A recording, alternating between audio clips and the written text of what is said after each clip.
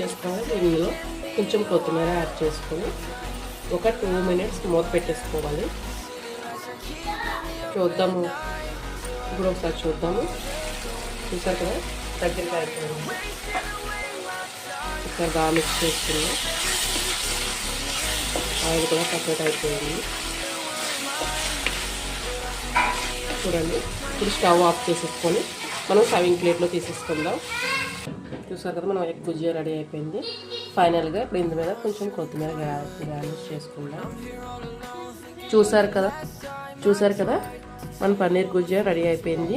పిల్లలకి లంచ్ బాక్స్లోకి చాలా టేస్టీగా ఉంటుంది. డెఫినెట్గా ట్రై చేయండి. చపాతీలోకి అయితే సూపర్ టేస్ట్ ఉంటుంది.